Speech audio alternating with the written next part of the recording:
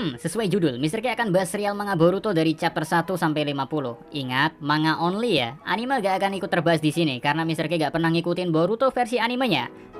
Terus pembahasan kali ini adalah rangkuman poin summary atau poin kesimpulan tentang apa yang sebenarnya terjadi mulai dari chapter 1 Boruto sampai chapter 50 sebelum Mister K lanjut react ke chapter yang paling baru nantinya di konten paling baru. Tapi ingat ya, ini hanya summary saja. Kejelasan chapter per chapter dan feel yang bisa didapatkan tiap baca chapter tetap hanya bisa didapatkan jika baca manganya saja. Atau kesimpulan mudahnya, poin penting yang Mister K sampaikan mulai dari chapter 1 sampai 50 hanya sekedar spoilernya saja. Kalau ingin detailnya harus tetap baca manganya. Konten ini jujur kubuat untuk memudahkan fans Naruto agar bisa sedikit tahu gambaran manga Boruto itu seperti apa sih. Lalu nantinya kalian bisa menilai sendiri kalau manga Boruto itu seperti apa gambarannya gitu loh. So without any long again, mari kita simak dulu flashback point dari awal chapter Boruto dimulai sampai chapter 50 seperti apa. Let's go!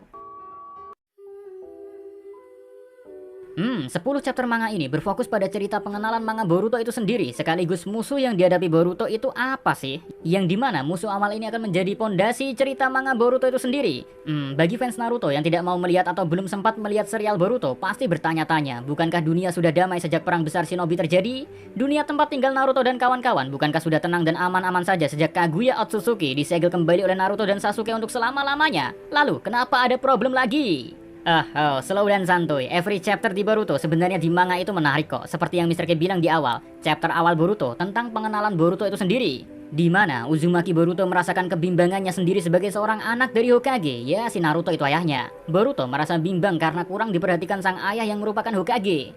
Tak ada waktu sama sekali bagi ayah dan anak untuk bersama-sama lagi sejak ayahnya menjadi Hokage. Boruto rindu akan hal ini. Kerinduan inilah yang menyebabkan Boruto melakukan apapun agar bisa mendapat perhatian ayahnya. Walau perhatian tersebut harus diraih dengan jalur yang tak pantas sekalipun, yang dimana ketika Boruto telah melakukan usaha untuk mendapat perhatian sang ayah sampai jalur tak pantas dilakukan, Boruto malah kena imbasnya. Kepercayaan Naruto malah makin berkurang karena anaknya melakukan hal yang memalukan sebagai ninja. Nah, setelah mendapat pelajaran berharga dari sang ayah, Boruto sempat emosi dan marah akan kelakuan ayahnya. Tapi emosi itu hanya sesaat saja, karena ketika musuh baru yang mengancam dunia datang, musuhnya sebangsa Otsutsuki Kaguya lagi, yaitu Otsutsuki Momoshiki dan Otsutsuki Kinshiki. Mister K gak akan menceritakan dari mana asal mereka. Next time akan kubahas semuanya di sebuah konten khusus sejarah asli Otsutsuki Family dari zaman era Naruto sampai era Boruto. So, santuy oke? BTW back to main topic, Momoshiki dan Kinshiki hadir di bumi untuk meneruskan tujuan Kaguya. Cuma tujuan Momoshiki dan Kinshiki terhalang oleh Sasuke dan Naruto, plus tentu saja dibantu oleh Boruto rencana Otsutsuki Clan kembali gagal. Tapi sayangnya ketika Momoshiki dan Kinshiki dilenyapkan, si Momoshiki menaruh suatu segel pada Boruto di telapak tangan kanan Boruto. Nah, segel inilah yang akan membawa cerita Boruto tetap dalam sebuah kesatuan dan terhubung kuat dengan serial Naruto. And setelah kejadian pertarungan besar dengan dua makhluk klan Otsutsuki ini ya, sifat Boruto telah berubah ke arah yang lebih baik. Dia menjadi pribadi yang menyukai ayahnya lagi, sekaligus nih anak jadi murid Sasuke.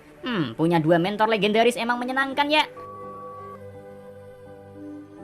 Next, Mister K lanjut lagi ke chapter 11 sampai 15, di mana di sini menceritakan tentang Boruto beserta timnya Mitsuki dan Sarada yang bertemu dengan anak pejabat kaya raya. Koreksi Mister K jika salah ya. Cuma poin penting 6 chapter manga ini bukan di kebersamaan mereka ya, tapi poinnya dari 6 chapter manga Boruto ini. Finally kita jadi tahu clue penting tentang segel yang diberikan Otsutsuki Momoshiki pada Boruto ternyata berhubungan dengan sebuah organisasi baru bernama Kara. Ini adalah sebuah organisasi gelap yang akan berperan penting dalam cerita serial Boruto manga ini. Lanjut, kita fokus ke chapter 16 sampai chapter 23. 8 chapter ini membahas tentang kemajuan teknologi yang berpengaruh pada segala aspek. Di serial Boruto memang teknologi sudah maju sangat pesat, tapi dalam 8 chapter ini ya pembahasannya lebih spesifik ke arah kemajuan teknologi yang digunakan dalam kegiatan sehari-hari sebagai ninja.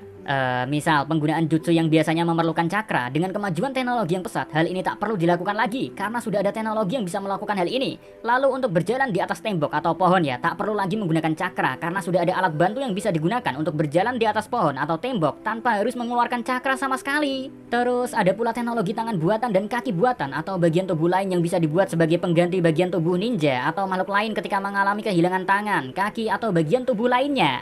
Nah, saking pesatnya kemajuan teknologi ini membuat Boruto sebenarnya membenci adanya teknologi ninja ini digunakan dalam keseharian sebagai ninja ya. Tapi lama-kelamaan, Boruto sadar betul kalau kemajuan teknologi ninja bukan salah teknologinya atau devisnya, melainkan salah dari penggunanya masing-masing. Tergantung bagaimana cara menggunakan teknologi itu. Bisa ke arah baik atau ke arah jahat. Ini tergantung pribadi ninjanya masing-masing. Seperti yang dicontohkan oleh Ao, si veteran ninja itu loh. Pada Boruto di sebagian 8 chapter ini, bukan teknologinya yang salah, tapi orangnya lah yang menentukan untuk apa teknologi itu digunakan.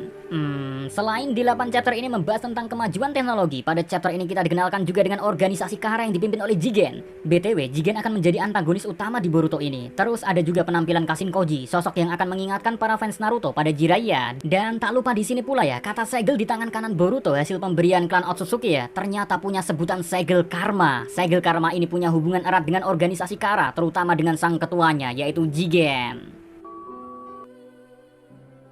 Next kita lanjut ke chapter 24-50 ini. Sebuah chapter yang menceritakan pokok pembahasan cerita paling panjang yang fokusnya pada karakter baru bernama Kawaki. Dia adalah sosok pemuda seumuran Boruto yang ditemukan oleh Boruto ketika menjalankan misi bersama Mitsuki, Sarada, dan Konohamaru. BTW, sosok Kawaki ini ya ternyata punya segel karma juga layaknya Boruto. Cuma segelnya bukan dari pemberian Momoshiki ya, melainkan dari pemberian Isshiki Otsutsuki. Salah satu makhluk klan Otsutsuki yang datang dari planet antah berantah bersama dengan Kaguya. Cuma karena suatu alasan gak jelas ya, Kaguya mengkhianati Isshiki. Jadinya Isshiki hampir terbunuh. Tapi gak jadi terbunuh sih, karena di momen akhir-akhir mau is dead, si Isshiki malah menemukan sebuah wadah untuk tubuhnya. Walau wadah tersebut gak sempurna sih. Dan wadah tersebut adalah Jigen yang saat ini menjabat sebagai ketua organisasi Kara. Simpelnya, tubuh Jigen telah dirasuki Isshiki Otsutsuki yang sekarang Isshiki ingin sekali merasuki tubuh Kawaki. Karena Kawaki adalah wadah sempurna yang bisa menampung kekuatan Isshiki. Nah, lewat puluhan chapter panjang inilah satu persatu misteri tentang organisasi Kara mulai terungkap guys. Misal tujuan organisasi Kara yang ternyata ingin menjadikan Kawaki sebagai wadah untuk Jigen agar impian masing-masing anggota Kara bisa terwujud. Entah apa impian mereka ya sebenarnya. Still mystery. Terus para anggota Kara dijelaskan ternyata banyak dari mereka adalah manusia buatan seperti Delta dan Boro misalnya. Lalu ada lagi fakta menarik kalau salah satu anggota Kara yaitu Kashin Koji ternyata adalah manusia koloningan dari Jiraiya. Sabar geh, kapan-kapan Mr. K singgung masalah ini lebih dalam. Tentu saja ada fakta lainnya dari organisasi Kara ini. Kalau ternyata organisasi Kara menyimpan Kyuubi untuk keperluan melenyapkan dunia ini. Ketika Kyuubi ini sudah menjadi pohon dewa yang bisa menghasilkan buah sakral. Ngeri-ngeri sedap sih. Lalu yang bikin menarik lagi, ternyata ya organisasi Kara yang dipimpin Jigen ini juga gak berani membunuh Boruto karena suatu alasan. Mungkinkah alasannya berhubungan dengan segel karma? Jawabannya hanya akan ada di React chapter 51 di channel Kuculuk ini. Untuk sementara simpan saja rasa penasaran ini ge. BTW kita lanjut ke hal lain juga dari puluhan chapter ini ya, yaitu tentang Boruto dan Kawaki yang dimana segel karma mereka itu ternyata teresonansi antara satu dengan yang lainnya. Jika Kawaki merasakan sakit dari segel karmanya, maka Boruto pun akan merasakan sakit pula. Bahkan ketika Kawaki bisa mengalirkan segelnya ke sebagian tubuhnya agar mendapatkan kekuatan, segel karma milik Boruto pun akan mengalir ke sebagian tubuh Boruto juga dan memberikan Boruto kekuatan pula. Menarik bukan? Walau pemberian segel mereka dari makhluk yang berbeda, tapi karena makhluk tersebut satu klan Otsutsuki, makanya saling teresonansi antara satu dengan yang lainnya. Keren ya yang namanya segel karma ini. Banyak hal terhubung. Bahkan segel yang ada di Dai Tsunade dan Sakura sepertinya ada sejarah dan hubungan dengan segel karma. Aduh, kapan-kapan Mr. K bahas dah. Ya, selain segel karma dibahas lebih dalam di puluhan chapter ini, ada beberapa hal lain yang menarik juga sih terkait Kawaki dan Naruto. Contohnya, kita jadi tahu ikatan batin Naruto yang bakal senekat apa ketika menyangkut nyawa penduduk Konoha ataupun orang lain yang telah dianggapnya sebagai sanak famili, yaitu Kawaki itu sendiri. Bahkan di salah satu puluhan chapter ini, pernah kita hampir kehilangan Naruto karena kalah melawan Jigen, di mana Naruto itu egois ingin menyelamatkan Kawaki yang baru dikenalnya.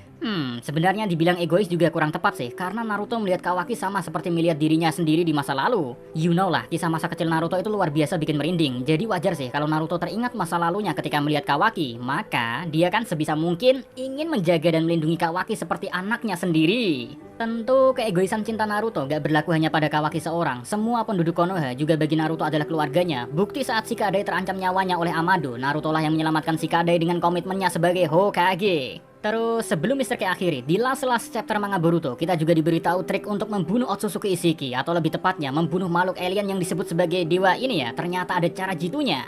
Yaitu dengan membuat Otsutsuki Ishiki terbangun dari dalam Jigen dan dibiarkan sampai tubuh Jigen hancur lebur karena gak kuat menerima tekanan kekuatan Ishiki yang sebenarnya. Nah, tugas para shinobi nantinya adalah mengulur waktu sampai wadah tubuh Jigen hancur. Hancurnya wadah tersebut maka otomatis Ishiki pun koit, dengan catatan jangan sampai Ishiki mendapatkan Kawaki lagi.